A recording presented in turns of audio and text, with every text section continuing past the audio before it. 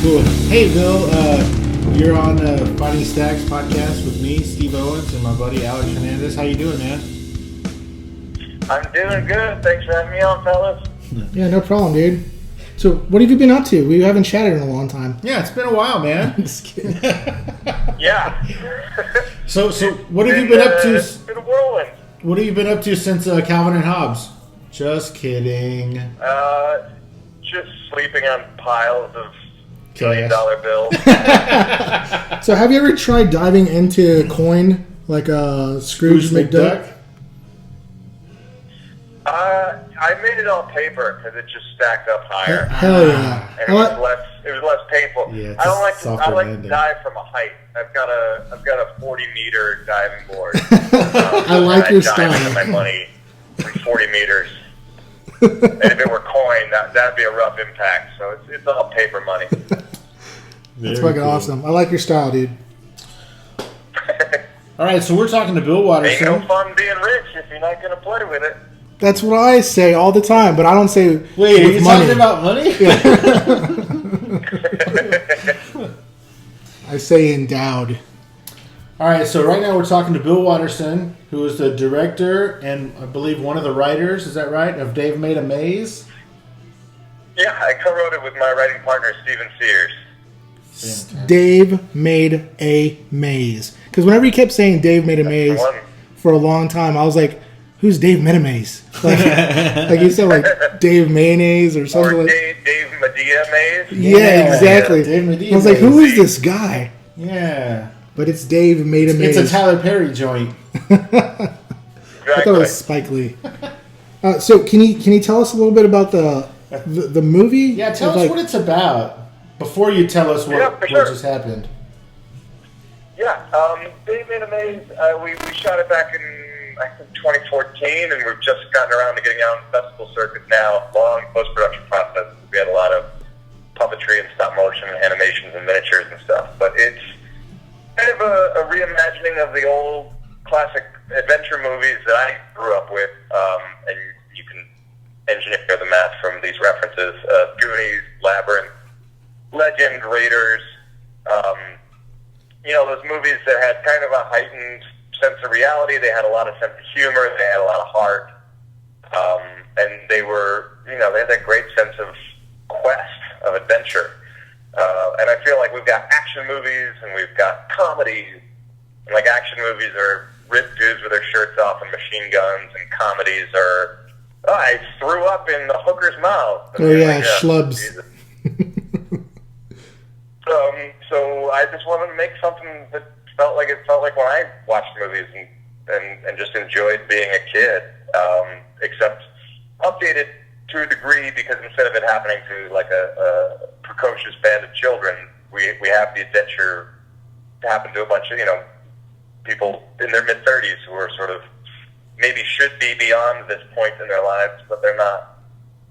So anyway, that's the highfalutin answer. The real answer is Dave built a fort in his living room out of cardboard boxes, and he gets trapped inside. So his girlfriend takes a bunch of people inside to go look for him, and when they go in, they realize it's this like impossible fantasy world all made out of cardboard and paper and everything, and they got to go rescue Dave. Or does Dave have to rescue himself? Oh shit! A little twist right there. Watch and find out. What? There you go. What made you? You and did you say Steve Sears? What made you guys come up with that concept? Because that sounds like nothing I've ever heard. He sounds pretty unique. Yeah, it came out of, Steve was working on a script, I think, called Operation Death Maze, that was more kind of sci-fi, crazy, violent, and I don't know if that reminded me of this story or if we were talking about something else, but I just told him the story when I was a kid.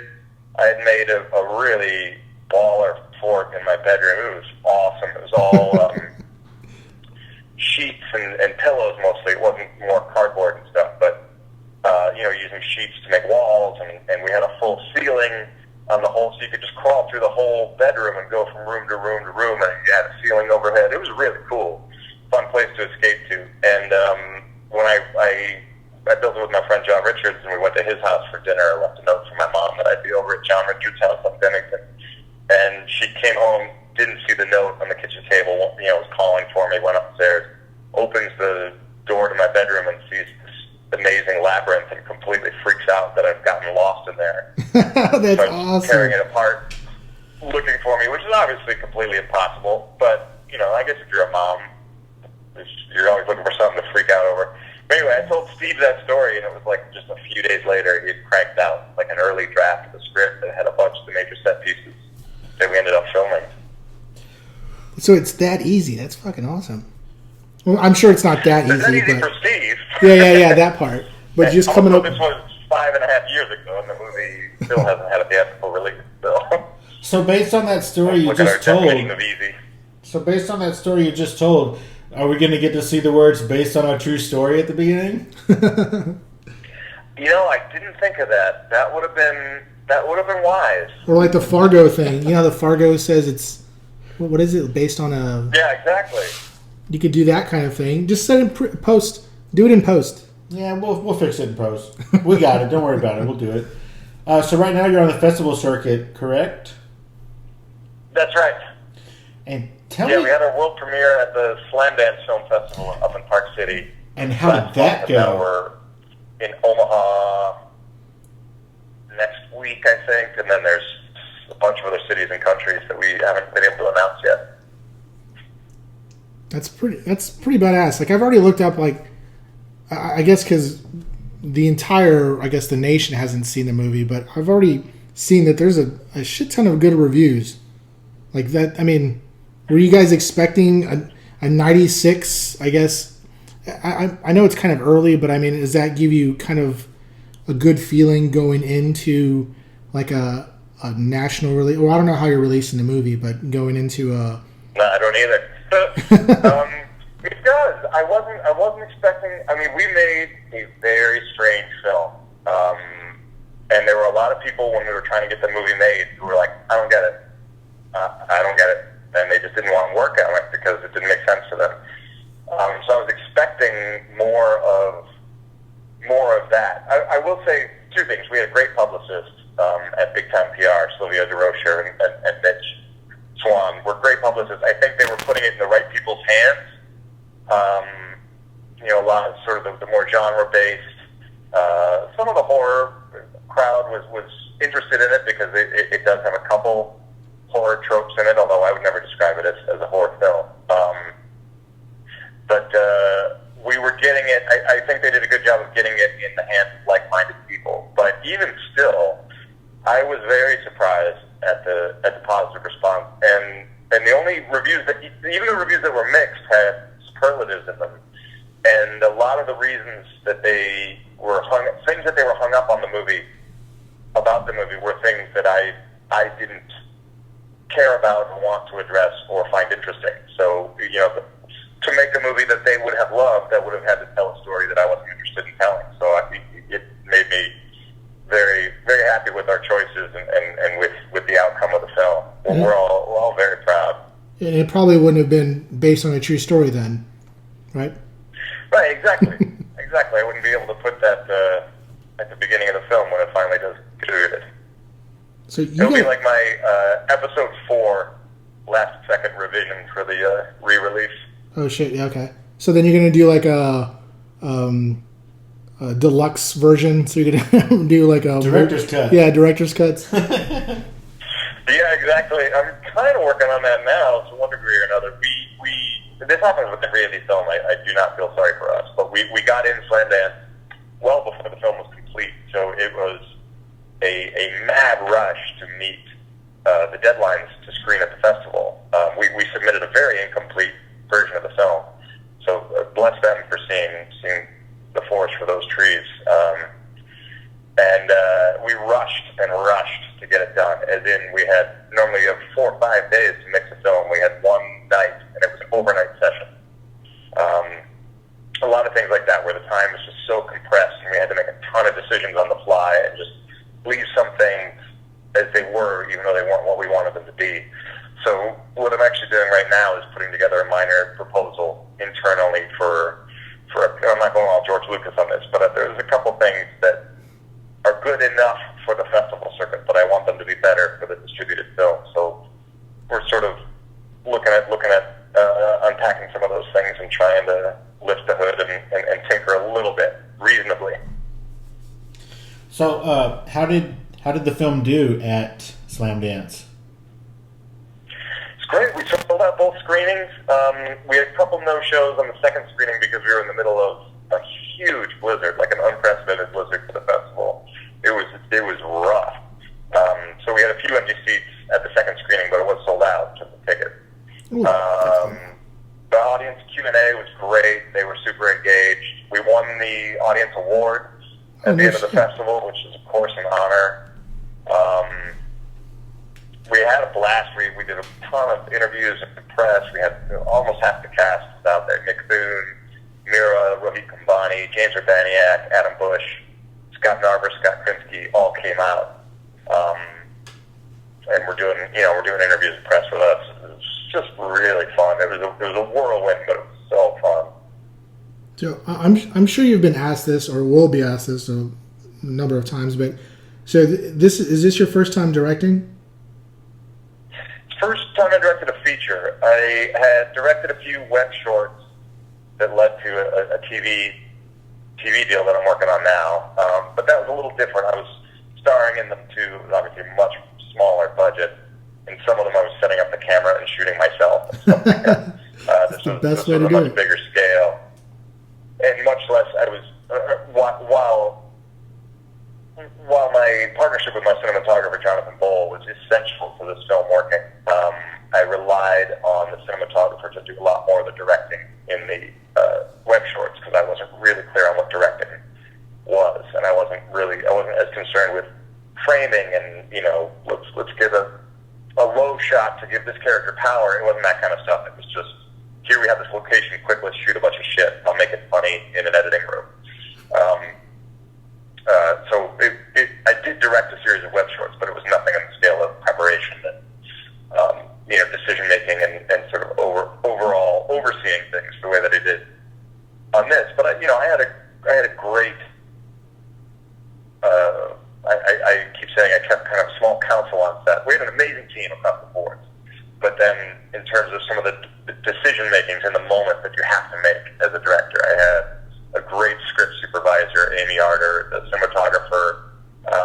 Wasn't going to let us leave without making sure we told the story. Our AD, Alex Armero, was not only a wizard at scheduling, but similarly, he was always asking, "Are you sure you want to move on? Do you want to get this angle?" Not like making creative choices, but like just helping me make sure that I was covered. So you're not alone. The scene without shooting it. So you're not alone. You're not alone trying to make your own decisions. Right. You got a whole team. So that's got to be a little bit more comforting going into it's your directorial debut. Well, I mean, not debut, but it's an interesting combo of things because you're not alone. Definitely, it's insanely lonely, but you're not alone. But also, the stakes are higher. The pressure's higher. There's an army of people waiting for your answer. There's actors that you've held in high regard who are, questioning some of your motivations. There's a clock ticking. When we were shooting the web series, it was just us in a basement. We've got 4 or 5 hours to get these, 2 minutes of jokes out. Whereas this was like, we have the actors for 8 hours and we have 5 pages to shoot that involves, minor stunts, moving practical effects, sets that haven't been finished, that aren't complete and built yet. And some stuff that we were expecting to work that didn't work, that we had to there were some days where we had to rewrite the script on the fly to accommodate for the reality of our limited budget and our limited time. And some things just didn't work. Well, let me ask you this. Based on all of that you just said, and I mean this with all of the respect, and this is a serious question, what made you think you could direct a feature film? I never thought about it in those terms. Well, I mean, what? I saw from the below with a bit of studying. Like I did take some filmmaking classes at Los Angeles Community College in some of my downtime. I had spent 10 years on set as a production assistant, as an actor, as an assistant director. So I wasn't walking into the world of making blind. You know, I'd read a few books. I'd met with a few directors, a friend of mine who were successful, and asked them, you know, what books I should be reading, or, you know, I shadowed a couple people on set, very successful directors who were kind enough to let me spend a day on set with them. I talked to editors about mistakes they've had to fix because of first-time directors or inexperienced directors, you know, mistakes that could have been avoided on set. You know, I did my research. I was definitely in over my head, and it was bigger than I thought it was going to be in terms of the name talent we got, the quality of production design we got, but just the whole scope of the movie got bigger and bigger and bigger as the ball sort of rolling down the hill and picking up steam. And if I had known how big it would be on day one, I might not have. You probably would have jumped in. You know, the year or two before when we were fundraising. But you know, once it gained its momentum, you get to a certain point here, you have a responsibility not to let down all these people who said, "Yeah, I'll help you. Sure, I'll do that. Yes, I'll work for a fifth of my normal rate to tell this story." And then you just have a responsibility. It's like, you know, it's like Wolverine's favorite kind of fight: do or die. So, would you do it again? Oh yeah, we already got the gears turning. Steve and I are writing the next one. The festival, come out of the festival, I got representation as a writer-director, and we've been looking at some projects and already getting ready for the next one. It's going to be just as nuts as this one. So, are they, because of this show, not show, the movie, the feature film, are you getting more, I guess, calls, more interest? Interest for. You know, it's been crazy. A lot has been happening. I got a few calls from a few different agents, and I signed with a very big agency, but one that knows, you know, the kind of director I am and the kind of director I want to be. Similarly with management, so I'm represented as a manager and an agent. I'm represented with management and an agent. I've been meeting with production companies. I've been getting cold calls or emails from some production companies wanting to know what my next film is going to be, and can they get involved early. I had been working on a TV pilot before all of this happened, and that's also coming to fruition at the same time. And then since I've been back from Slamdance, I've booked 3 jobs as an actor.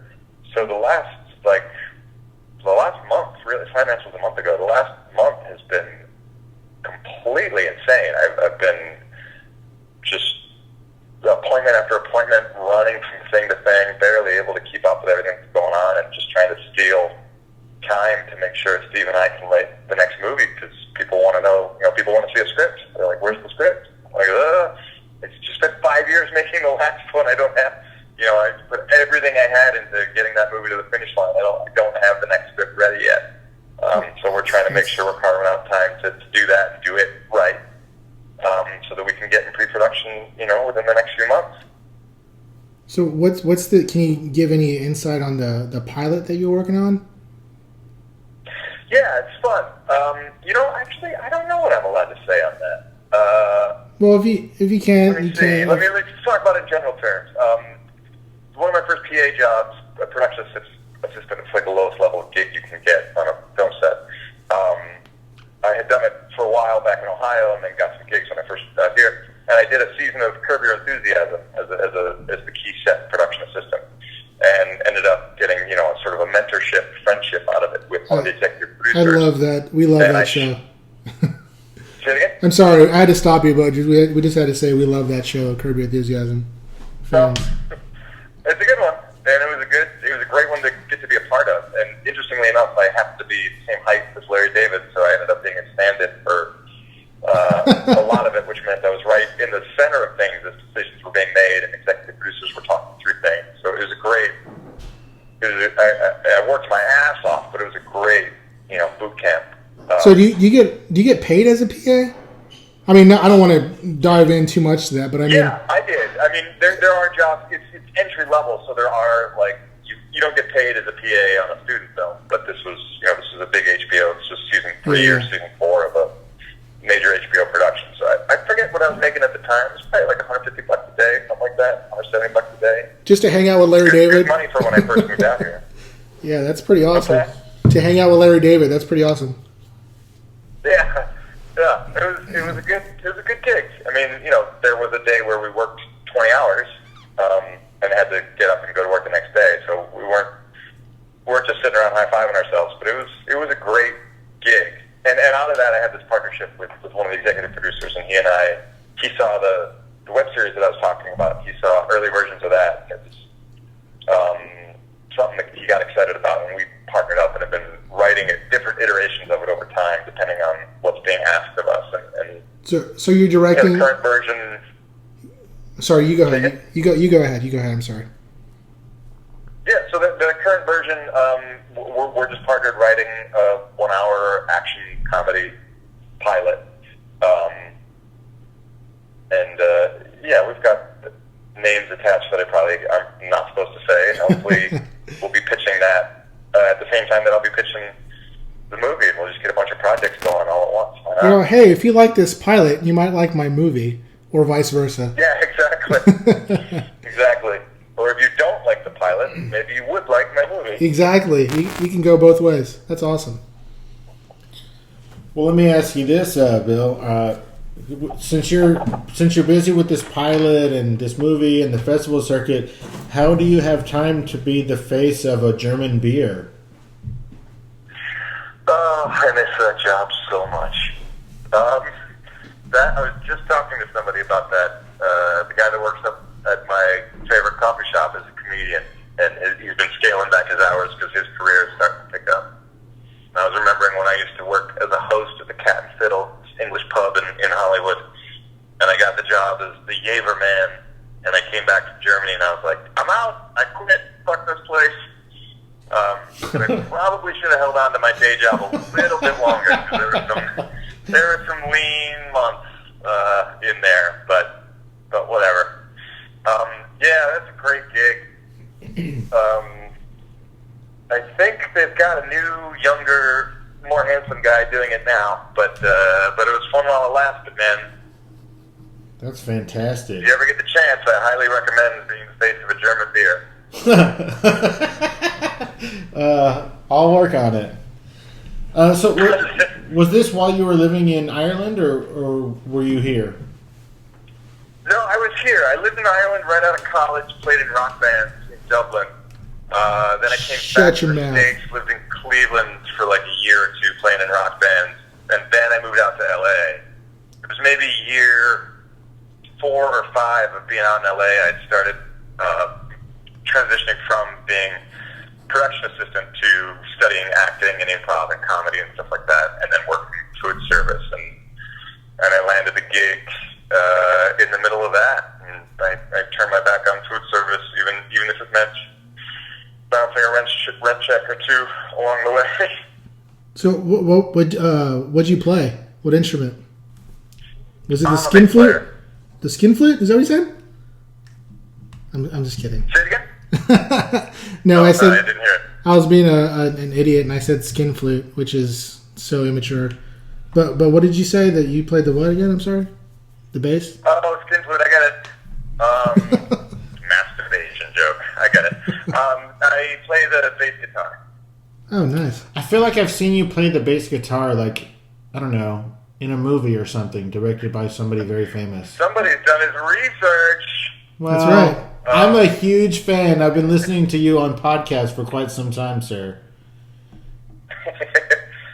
I was lucky enough. That was one of those nice moments where you're like, well, maybe I didn't waste my 20s learning the bass.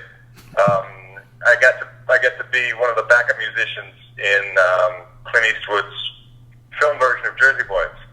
And because he's a musician himself and very music obsessed, he wanted band to be able to play live, so he wasn't interested in casting just actors or just musicians. He wanted musicians to act. So we actually plugged in and played live in all those shots. Well, I only ended up in one scene, but I was in another, but you don't see my face. And we were grooving. We were playing live. It was really cool. How was it working with Clint? He was so gracious. I mean, I'm a huge spaghetti western fan. Sure. Right turn, Clyde. Yeah. And it's like he's an icon. He's an icon, and I don't go to Hollywood parties, so I'm not around icons very often. I don't tend to get super starstruck, but every once in a while you're like, oh God, right. And he was very kind. It was a busy day, a lot of extras, full band, plus all his leads. And I was walking by after they broke us to like take 5, go outside. It was really hot in the venue. So we were going out to get some air, and I was walking by where he and the other executive producers were because it was the only way to get out. And he stopped me, and he was like, "Hey,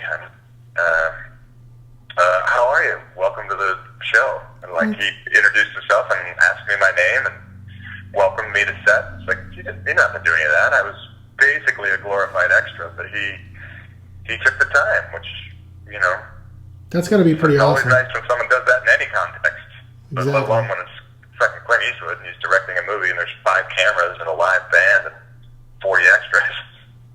That's fucking awesome. That is pretty awesome.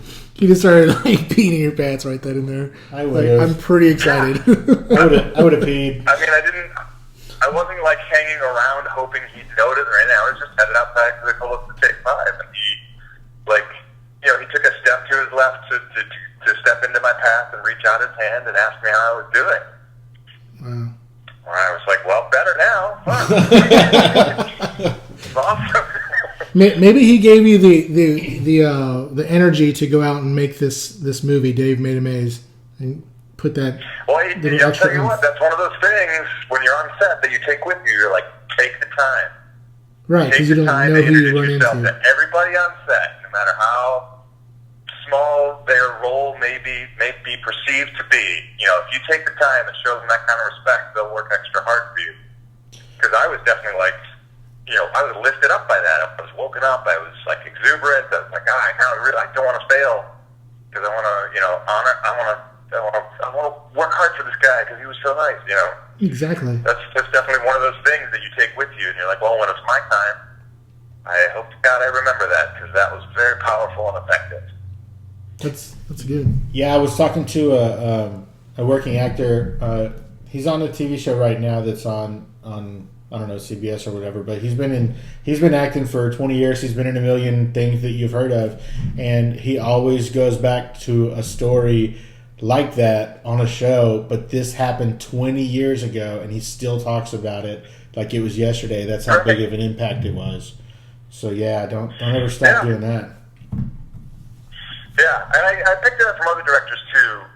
There's so many people on set, and you have a limited amount of energy, so you can't just always be cheerleading every member of every department all the time. But you take that moment to notice what someone's doing, even if it's in passing. Even if it's on take 4 and you didn't mention it on take 1, 2, and 3, but you do like the focus puller if you're doing a steady cam shot. You just this is what he said exactly. He was like, "That was nice and crispy. Thanks, man." Crispy meaning it was super tight. Focus was locked in. And it's not that the focus was bad on any of the other takes. It's just that he found the time when it was appropriate on a certain take to let that guy, that part of the department, know he was doing a good job. You can't do that to everyone all the time on every take. But if you dole those out throughout the day so that you get everybody, over the course of the day, then everybody is like, oh, he noticed. He noticed my work is not in vain. I'm working for somebody who notices and appreciates what I'm doing. That's just good management. But it's great directing, too. But yeah, Bill's not such a bad guy after all. Exactly. Everything everybody said about him doesn't seem to be true. That's awesome. So when you were just a musician playing bass and opening for people, did you ever open for anybody special? Like maybe, come on, oh brother, Man, this guy got it down. I was just I just watched something that made me oh, right. The Cinefamily here in LA had these two women had this amazing archive footage of mostly CBGBs, a little bit of Max's, but all the New York punk rock. And I went to like a greatest hits clip night, and it was the Heartbreakers and Pylon and Iggy and the Dead Boys. They didn't have Para Ubu, but they had Bad Brains. It was unbelievable. Did you say Bad Brains? It really made me miss being in a band. What's that? Did you say Bad Brains? Yeah, they had some Bad Brains footage. Wow. It was awesome. That's awesome. It was awesome. Really made me miss being in a band. But yeah, back in the day, we did all right. I got one of my favorite nights was opening for the Strokes. Just because the stage was so big and the crowd was so big that I got to really cut loose. It was really fun. We opened for the Wallflowers. They were nice. Well, he's a Dylan. Swinging Utters. Ooh, Swinging Utters. We opened for OK Go the night that they signed the Capitol. They weren't able to make the announcement public for another month or so, but within hours of them signing the contract, we were gigging with them at Shuba's in Chicago. So what's the name of your band? Fun. Do you still play? I don't really play. I still play, but I don't play in a band right now. I was in an indie rock three-piece called Dakota Floyd, female fronted. We got to open for Betty Severe. It was just a great gig. They were bigger in Europe, but they were an outstanding band, and that was a great gig. Opened for the Super Furry Animals. I was in a band called Uptown St. Clair. We got some of the bigger gigs. We got the Strokes. We played with Satanicide at the Bowery Ballroom in New York, who were like a gag metal band. Awesome. If you signed up on their mailing list on the website, there was a drop-down tab for what city are you in, and it was only listed cities in New Jersey. It was so awesome. Why?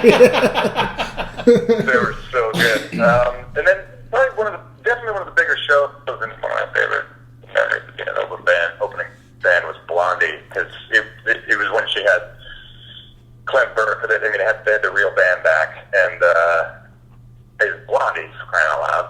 Right. And there's just this nice moment, and forgive me if I've told this story before, but there's this nice moment where the band goes on and the crowd is, going nuts. Big summer concert. And she's waiting to go on. Like, the band plays for a little bit, then she comes on and everybody screams. And she was waiting on this little ramp to go on the stage. And, you could tell she was kind of psyching herself up, getting ready for the show, and it was just me and a roadie backstage. Everyone else had, gone to get catering or get a beer or whatever it was. And it was just me and a roadie standing there, and we were the only ones who could see her, and she was getting ready to go on. So I just started, this dramatic, slow clap, to get all psyched. And she turns and looks, and she sees that I'm clapping, and this isn't amazing over the phone, but she does a super sexy, shimmy of her shoulders. And then I'm doing it right now. Yeah, the Steve audience goes wild. And I was like, "You're welcome, audience. I timed that pump. I timed that pump." That's fantastic. Great. And of course, the same thing with Clint. She made me feel like $1 million. Just she looked over, she winked, shimmied her shoulders. It's she didn't have to do that. I was the only one who could see it, and probably don't believe me anyway. But, what do you have to lie about? That's fucking awesome. And then they were all down. She was like, "Hey, you should come in." We were drinking Bud Light, cans of Bud Light with Blondie. And she said, "You guys were great. All the bands that opened for us on this tour sucked. You should come hang out with us in New York." And I think she was telling us where she lived and everything. I can't remember. It was a lot of Bud Light, but it was really cool. That's awesome. While we're on the subject of music, who did the music for Dave Made A Maze? Ooh, you are going to love this soundtrack, and I actually hope it goes in the direction of us being able to release a soundtrack album, because it's so good. I was in a band in LA for a while called Tandemoro, kind of on and off a couple times, and they're great. It's Tandemoro. They've got some great stuff I think on SoundCloud and stuff. They put out a couple albums, and there's some YouTube videos of me playing LA gigs with them. I was in one of their music videos, I think. Anyway, who cares? But and they're now composition film scores as the Mondo Boys. And they've got a few tracks up on, a few of the Dave Made A Maze tracks up on their Mondo Boys SoundCloud. It's worth listening. They did, in a very short amount of time, they did an amazing job. Like, it just, especially getting to see it in a bigger theater, getting to turn up the volume to hear those tunes blasting. It's awesome. I couldn't be happier with the score. It's funky. It's weird. It's like they did these great backwards instruments and fiddles and. So who seeked this out? Just really cool stuff. Was it? Did you have a lot of input in that and doing the soundtrack together, or did they just come to you and be like? It was fun. We were hoping to have more. Like, they wanted me to come in the studio and lay down the bass track, which I would have loved, obviously. But it was more. We did what's called a spotting session, and it was just because we had a shorthand from having been in the band together and being musicians. It was just really fun to kind of watch the movie and be like, okay, in this moment, there's a lot of ways you can handle it. A director can just talk about the emotions or what they want the audience to feel, or which character they want them to identify with, or what a character is going through. But it was super fun to be able to go that extra level and be like, so here, some kind of fat bass thing kicks in, and the drums, the cymbals are cracked, and make the snare drum sound like it's 10 feet in 10 by 10, just as huge, just get into some of those details. And there was a smaller moment. I mean, I'm not trying to take credit as having come up. It's all Mondo Boys, but I remember early on they had a theme for Annie, the main character, played by Mira Rohit Kumbani, and it had a descending note at the end, just like a and it was always really important to me that Annie not be a victim, that she not be some weak, woe is me girlfriend. She had to be a much stronger character than that. So this is just a small example of being able to say, like, okay, I love the theme, I love the instrumentation, I just want it to end, I want it to go up, and just like, I can't sing, so the music's better than this, but just like asking them, like, resolve the Annie's theme on an up note so that we have that sense of positivity. We're still in this mood, this nice mood, because she's going through something. But if you resolve, head it up rather than going down and having it all sound like a wah, wah, and you feel sorry for her, but you go up and there's this hopefulness, and it's like, this sucks right now, but she's Annie and she'll figure it out, And it's just great being able to that sounds nitpicky, but be able to, roll up my sleeves with them on that level and talk real specific, because I know it can be very hard for musicians to communicate with non-musicians. Yeah, exactly. Whereas, so like, you already have that we can already. Just sort of be like, you have the ability to throw speak. out, it's like double time a flaming lips song, and then when the drum fill happens, make it sound like the kid fell over, like he's Animal in the Muppet Show. Like, got it, Bill. I can do exactly what to do. Versus like, I'm looking for something. I'm not sure, maybe chaotic. Oh, like, you want dark and ominous. Right in there. You want it dark and ominous. Which also, I think was essential because we had so little time. It really streamlined that. It streamlined that whole process because we only had weeks, not even months, to get the soundtrack in. So I think it was good that we had a shorthand, or we might have been in a lot of trouble.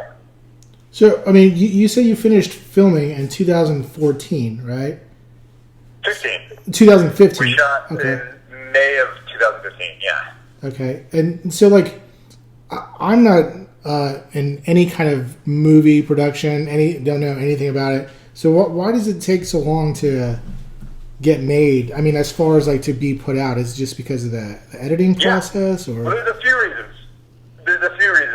Post-production is a long process. Post-production involves editing, sound, doing the score, a lot of stuff we've been talking about.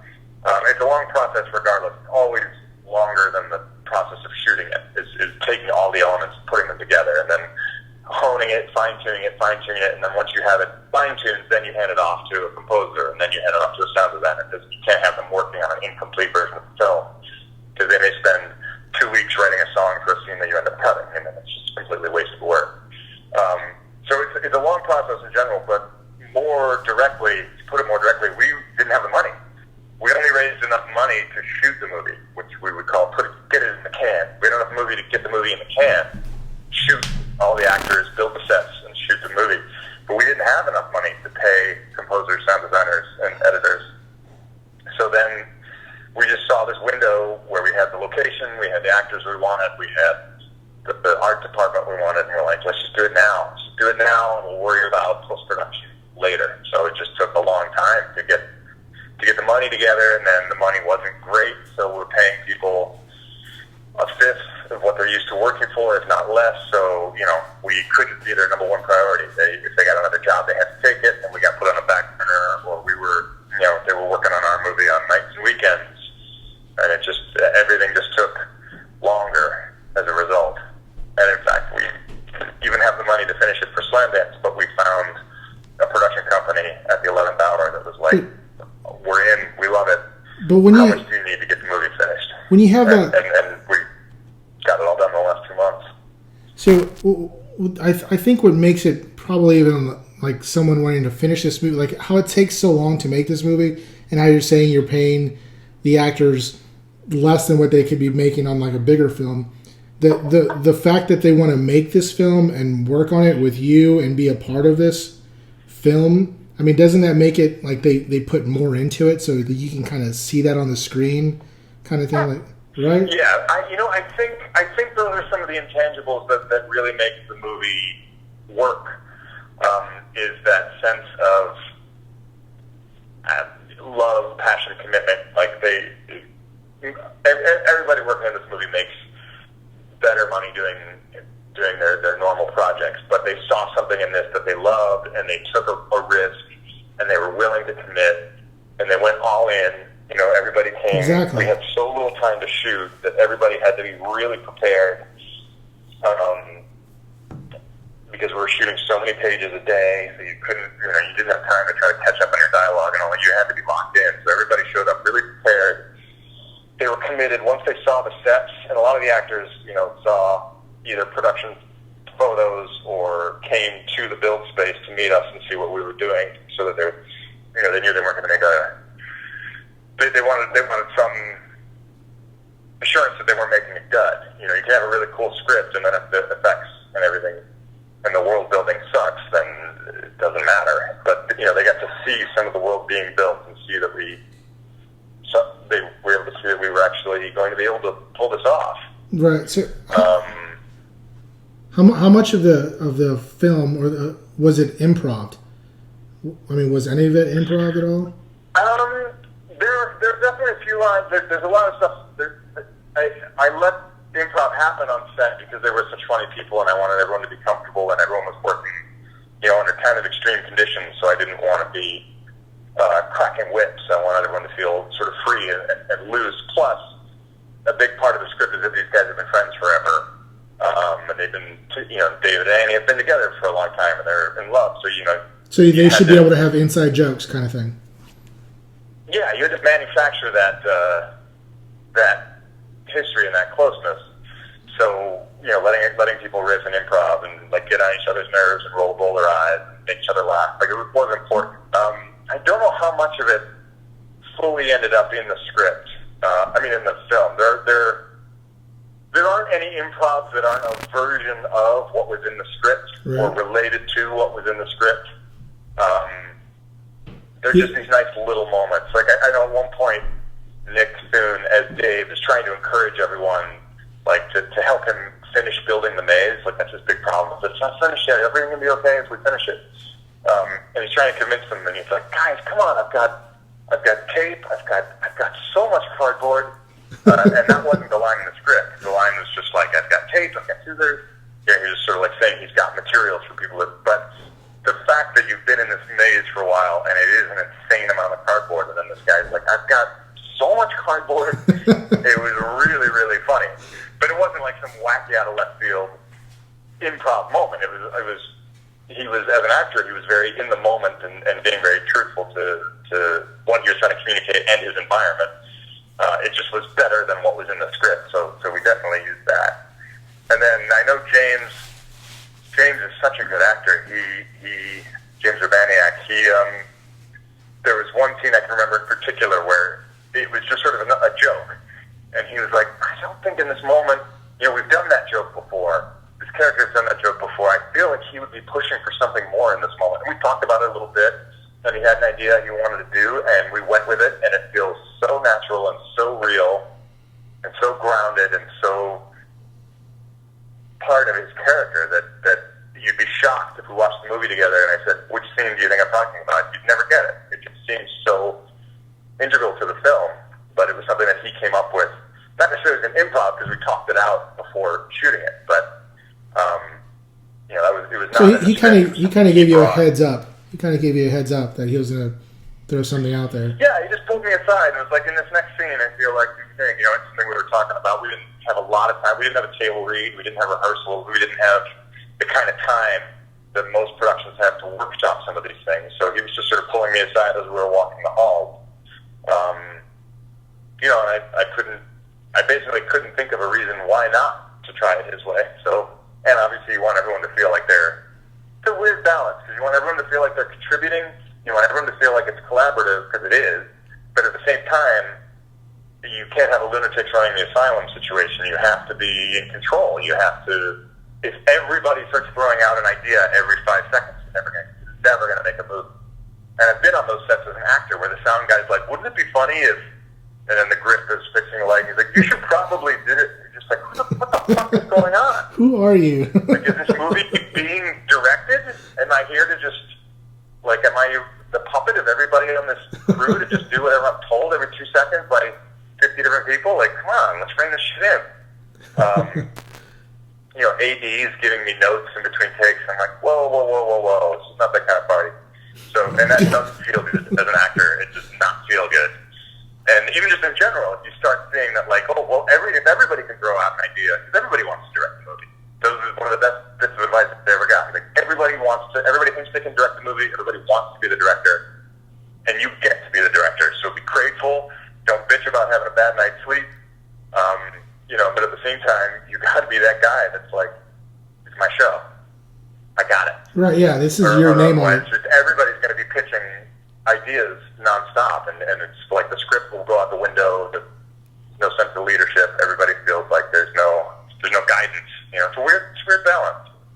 So the casting, did you have any? I mean, obviously you had some say about it, but how did that? Like, did you have a character in mind for Dave or for her name's Anne, right?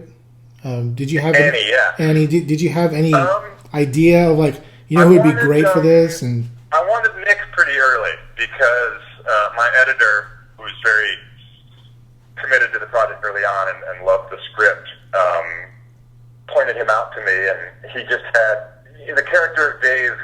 He's in his 30s. He should have a better job. He should have his shit together more.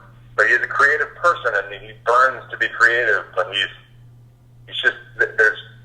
stumbling, and he needs to get his act together. And in order for him to be a sympathetic character, I felt like he just had to have this boyishness. He had to have this youthfulness in his face, because he had to be in his 30s, but he had to have a childlike quality to him so that you sort of didn't get down on him for still being in touch with his inner child. yeah. You accepted it as part of who he was.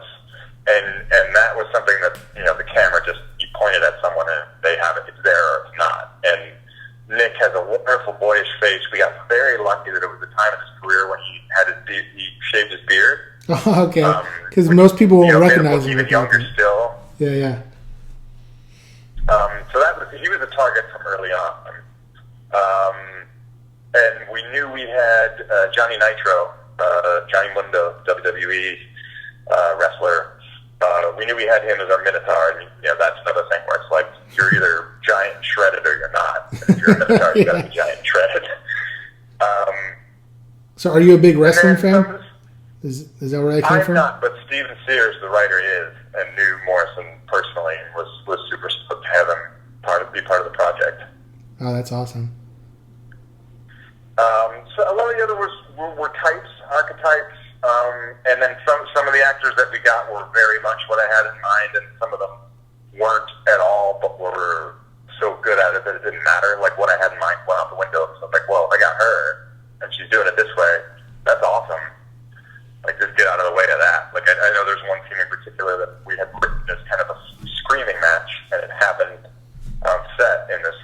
perfectly quiet, sort of shoulder shrugging, like passive aggressive way, and it was like, wow, that's so much better than what I thought it was going to be. So let's just let it be that.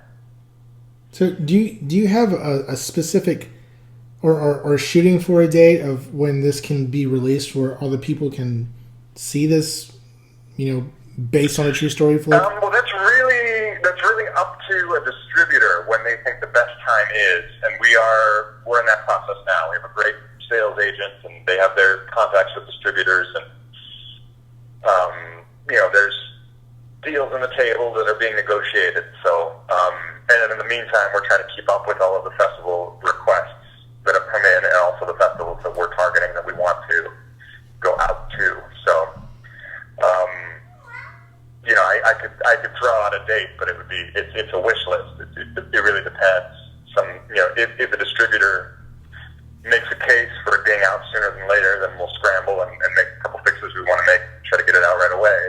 If a distributor thinks it's strategically valuable to hold off until releasing it later in the year, let's shoot for Christmas. We'll discuss. Let's shoot for Christmas 2017. I think that would be good. It's definitely going to be out before the end of the year. Well, let's shoot for Definitely having going to be out before the end of the year. Let's shoot for having just a private showing at my house. You and Nick and everybody can come. It'd be great. What city are you guys in again? We're in San Antonio. In Texas. Okay. He's like, I don't know where that's at. Yeah, you might not be familiar with where we're at specifically, but I don't know. Maybe that might be where you could get, I don't know, like the Texican Whopper from the Burger King. That's a deep cut right there. We can have like a whole. Deep cut. We can have a bushel of Texican burgers for you and Nick and everybody in the cast to munch on. Taste of Texas with a little spicy Mexican. And some Lone Star and Tecate beers, whatever. That's Alex right there. He's a little spicy Mexican. That's right. I'm a Texican. That's how I roll. So what did you watch the Oscars last night? I did, not intentionally. I actually had some work to do, but the girlfriend had it on, and I was paying attention intermittently. Well, I tried. I tried watching it, but then I have kids, so I gotta put them to sleep and all that good stuff. And so I didn't really hear about it until this morning because I didn't even finish watching it. I watched the whole thing, or so I thought.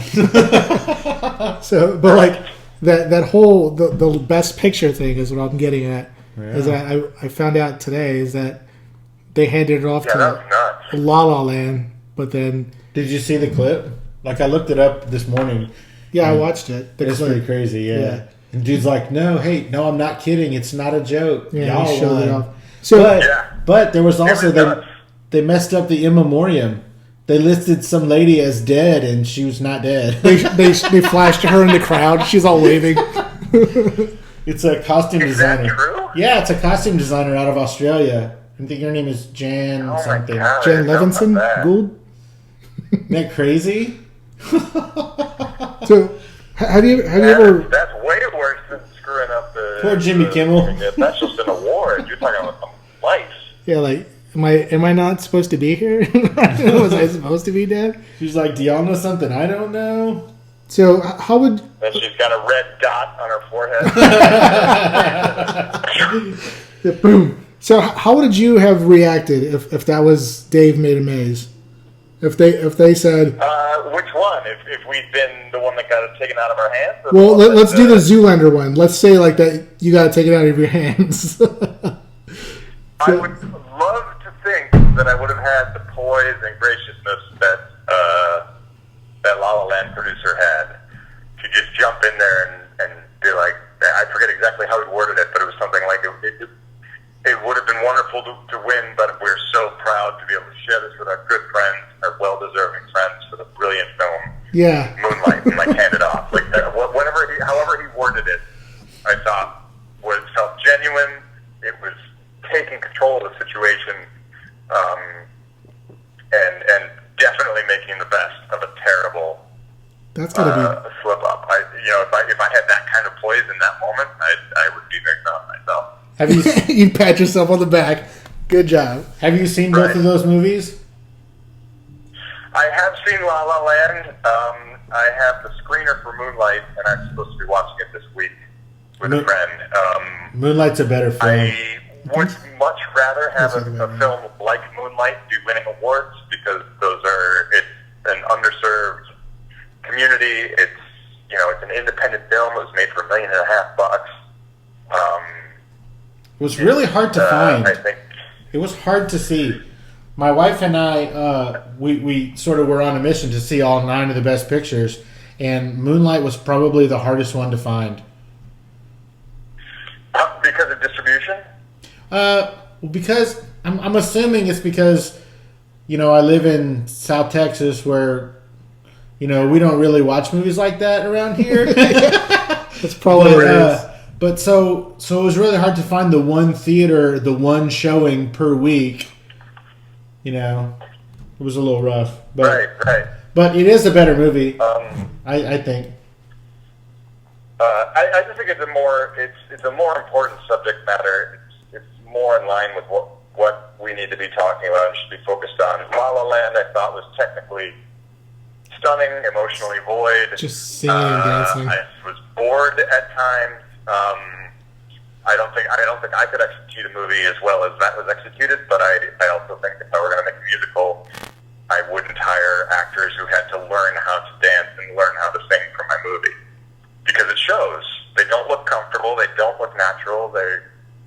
I felt bad for them during dance sequences, whereas I actually am a fan of Gene Kelly and Donald O'Connor and Fred Astaire. And, you see people move like that, and then you wonder why you would ever ask a non-dancer to dance. It's just like, what are you doing? Yeah. That's like asking me to dance. Like, right. But is it really him playing piano? I don't know.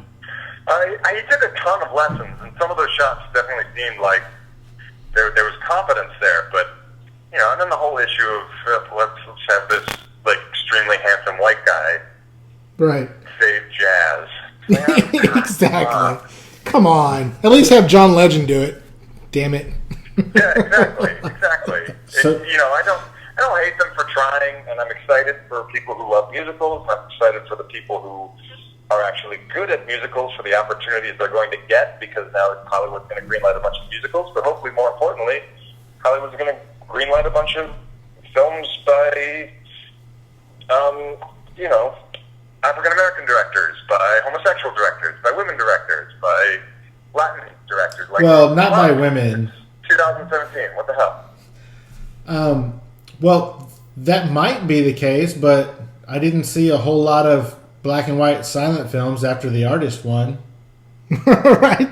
That opened up a lot of doors. It's a shame, because I love that movie and I love black and white silent films.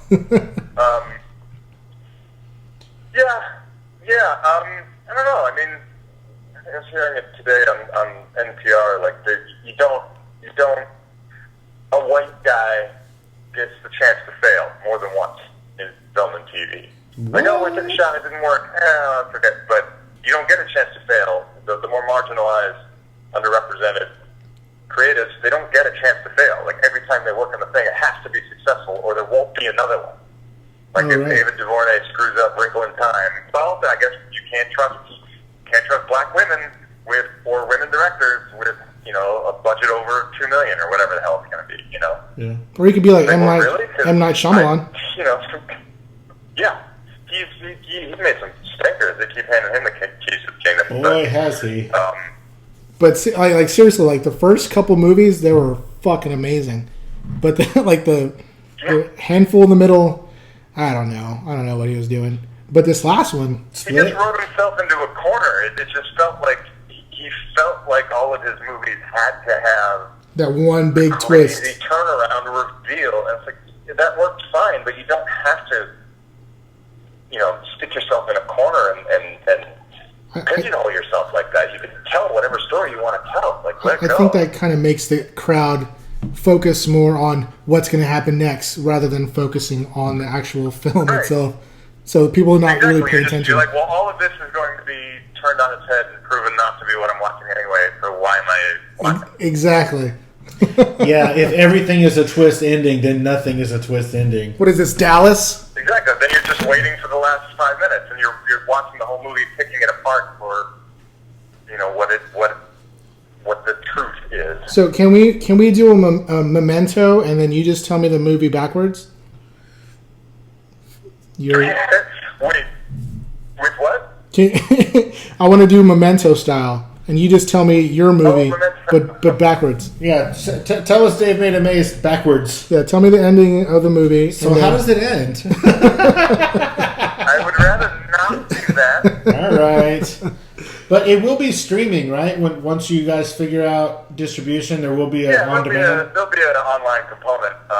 That the details of that are totally up in the air, but there will be some sort of online component. Hopefully, ideally, you would get a theatrical release first, and then maybe get an in-theaters subscription video on demand component. So once it's just everywhere right away, because then there's no reason to go to the theater. Or maybe Amazon style.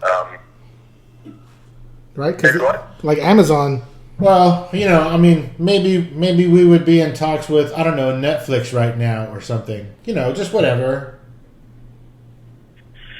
That'd be great. Yeah, there's those are the kinds of discussions that are being had by the team representing the film right now. I would be disappointed if it just went straight to Netflix or Amazon and you didn't have to pay a rental fee. There wasn't at least a window where you had to pay a rental fee. Right. Like Blockbuster. I get it. I feel like it'll just get lost. I'd like it to have some kind of Alamo Draft Housey.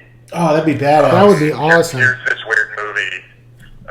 At least a little bit before it goes online. But if I've got investors I've got to pay back, so it's a higher price point at the theater that if we can get an online rental before it goes to wide release. But so, are you going to do can you do like a tour with the movie and do a 4-wall it and do an Alamo Draft House, tour the Alamo Draft Houses and do a Q&A after the movie and just to get people more. If we can get subsidized for that, I can't afford to do it out of pocket, but if we can get subsidized for something like that, I'd do it in a heartbeat. To a degree, that's what the festival did. Yeah. Right. But Slamdance was the time. I couldn't have scripted a better festival world premiere, but it cost me $1,500, $2,000. Like I can't do that every time the movie screens somewhere. I'm just not making that kind of money. But we're trying to get boots on the ground in as many festivals as possible, so that there is somebody who can tell the war stories and be a face of the franchise and share the movie on a more personal level.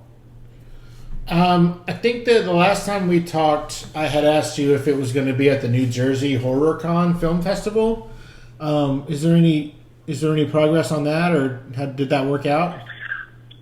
I don't know, and that's an honest answer. My producer is the one who's doing the bulk of the festival work, and he's the contact person for that. And I don't know the latest on that. We had the founders of the New Jersey HorrorCon on the podcast a couple of episodes ago. So I'll just blow in a call and find out. I'll let you know, man. We'll text you. You'd know better than I would at this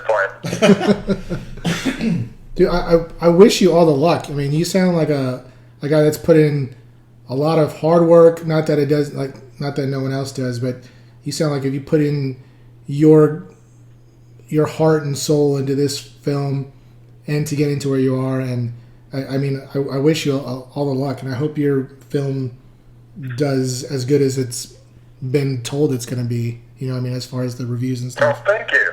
So, I'm looking forward to seeing it. It's a lot of work, but it's been fun. And if we can just keep getting it in front of like-minded people, I do not expect everyone to like this movie, but there is a subset of people who are going to love this movie, and I definitely want to get it in front of them. I want to share it with them.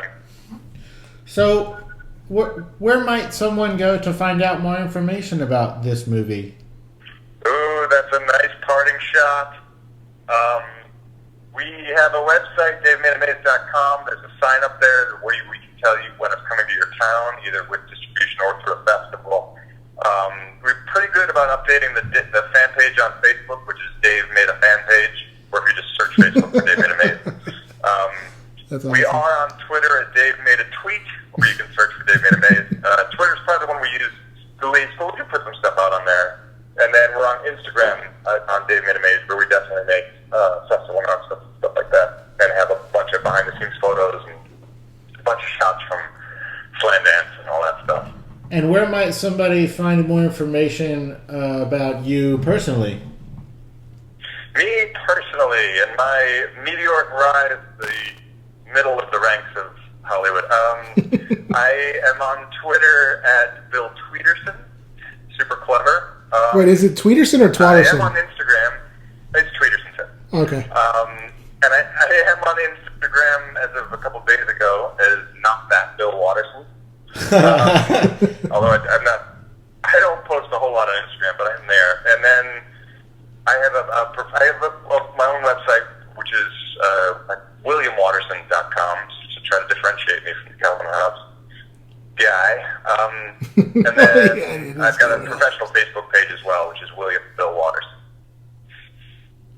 That's good, dude. And that's already so much more time than I want to be spending online, but that's where I am. Yeah, that's the wave of the future, or the now, I guess. Damn millennials. Yeah, it's a drag. Stupid millennials. Well, before we let you go, we do want to say thank you for agreeing to take the time to do this with us. And my pleasure. And I don't know, like maybe if there was a TV show or I don't know, like a Japanese horror film that you might want to recommend to our listeners, what might those things be? There are two things, one you should mention, that are turning me on right now. You have got to see Taboo on FX. I haven't seen the season finale yet because I don't think it's aired yet, but I think I can say I have not seen a more consistently well-executed season one of a television show in my life. I have not seen a flaw in the casting. I haven't seen a false moment in the storytelling. Yeah, Bane is a badass. There's nothing predictable about it. It looks like nothing I've ever seen before. It plays like nothing I've ever seen before. Tom Hardy is electric. The rest of that cast of ugly British people is awesome. I just can't get over it. It's I don't know where I am when I'm watching that show. I don't know what the hell's going on, how it got made, what it's about. I just don't care. I just think it's the greatest thing I've ever seen. And it's really fun to be back in a place of like, when does the next episode come out? I haven't had that experience with the show, and I was watching Angel. Whoa! I just think it's the best. So it's true appointment television. And let's see, if I had to recommend a Japanese cult film, it would definitely be House. About a doctor? Yeah, with the doctor house? The doctor who solves mysteries? I don't even want to describe it. The guy with the cane? I just want you to see it. Okay. Is that available somewhere? I just want you to see it. I found it at the public library, so you're on your own on that one. But if you go on YouTube and look for the trailer for the Japanese horror film House, and if you see that trailer and aren't immediately burning with desire to see the film, then go fuck yourself. That's what I was waiting for. Fantastic. Well, Bill, thank you very much. Thanks, Bill. I appreciate My pleasure, it. entirely. I'll let you know when this is up, just so you can push it to whoever your peoples are too. I will. Yeah, we definitely appreciate talk it. again when I'm making the next one. We're totally down for that. We should talk again once we figure out distribution. Or what the hell that film the pilot you're doing. Yeah, the pilot. Why don't you do the pilot? You know what? Just we'll talk to you every week. It's cool. Well, whenever you do the pilot, just text me or tweet. Yeah, we'll let everybody know. We'll push out. We'll do that. We'll push out the news of Bill Tweederson. Yeah. It's Twatterson, sir. I was about to commend you for getting it right. I did it on purpose. All right, cool. Hey, thanks, Bill. I appreciate it. My pleasure, fellas. It was a treat. Thank you. Good night. We'll see you. Thanks.